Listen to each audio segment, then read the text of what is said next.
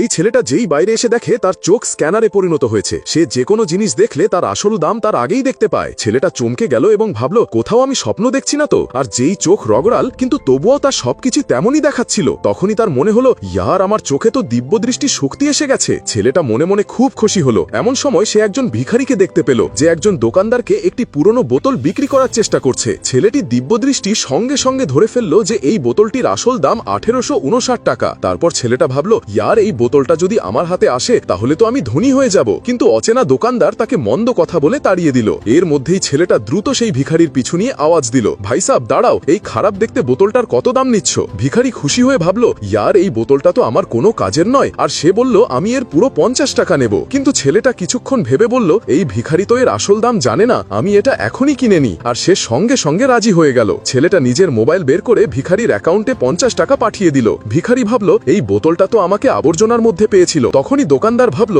ইয়ারে, কত পাগল, একে তো ভিখারি বোকা বানিয়ে গেল। কিন্তু ঠিক সেই সময় দুটি মেয়ে আসে এবং নিজেদের মধ্যে কথা বলে, ইয়ার, এই ছেলেটা তো পাগল মনে হচ্ছে না, নিশ্চয়ই এই বোতলটার মধ্যে কোনো মূল্যবান জিনিস আছে। তারপর ছেলেটা সঙ্গে সঙ্গে একজন অ্যান্টিক শপের দোকানদারকে ফোন করে এবং বলে, আমার কাছে বহু বছরের পুরনো একটি অ্যান্টিক বোতল আছে, আপনি কি নেবেন? তখন দোকানদার বলে, প্রথমে আপনি আমার দোকানে চলে আসুন। এটা শুনে ছেলেটা খুব খুশি হলো এবং সঙ্গে সঙ্গে সেই অ্যান্টিক শপে চলে গেল। কিন্তু দুটি মেয়েও তার পিছু নিতে নিতে দোকান পর্যন্ত চলে এলো এবং ভাবলো, ইয়ার, এই দোকানে কেন এসেছে? নিশ্চয়ই কোনো ব্যাপার আছে। টিকটকে লাইক ভিউজ কিনতে চাইলে এই নাম্বারে হোয়াটসঅ্যাপ করুন।